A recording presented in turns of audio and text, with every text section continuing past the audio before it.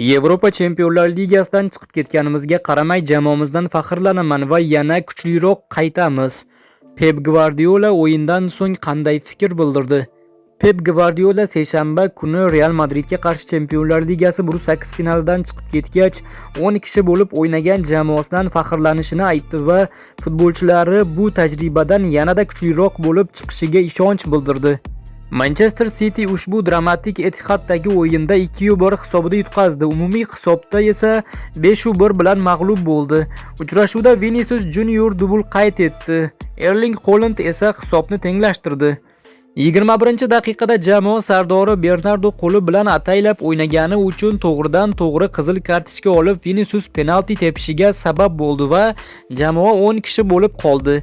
Shunga qaramay City bir qadam ham ortga chekinmadi va ko'plab vaziyatlar yaratdi. Ikkinchi bo'limda jamoaning yana 2 ta goli ofsayd sabab bekor qilindi. Haaland esa birinchi taym oxirida hisobni tenglashtirgandi.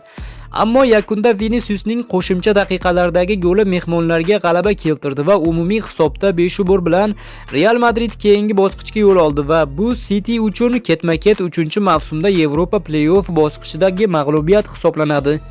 Bu natija jamoa uchun juda og'ir bo'ldi. O'yin haqida fikr bildirgan Gvardiola bir tomondan faxrlanishini, ikkinchi tomondan esa Chempionlar Ligasida ilk bor o'ynayotgan ko'plab futbolchilar uchun bu tajriba uchun juda foydali bo'lishini ta'kidladi. Ular har doim ajoyib ruh ko'rsatishgan. 3-0 keyin 4-0 hisobida ortda bo'lish va 10 kishi bo'lib o'ynash deyarli imkonsiz holat.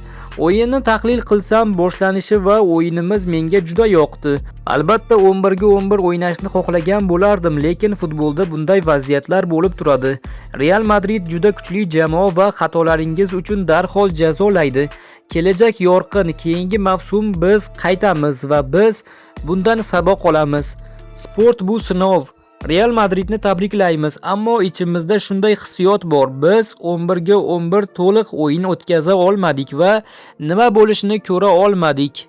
Keyingi mavsum nima bo'lishini bilmayman, lekin Husanov, Sherki, Semenyo ular uchun bu Chempionlar Ligasidagi ilk tajriba. Bu vaqt talab qiladi. Men juda ko'p yaxshi futbolchilarni va ijobiy jihatlarni ko'ryapman. Birinchi o'yindagi dastlabki 15 daqiqa va bu o'yindagi 20 daqiqa bizni yaxshi ifodalaydi. Bu yerda 3-0 hisobida juda qiyin, deyarli imkonsiz edi, lekin baribir harakat qildik. Biz o'yinda yedik, shunda ham gol urdik va agar 11 ga 11 bo'lganida nima bo'lishini bilmaymiz. Yana urinib ko'ramiz.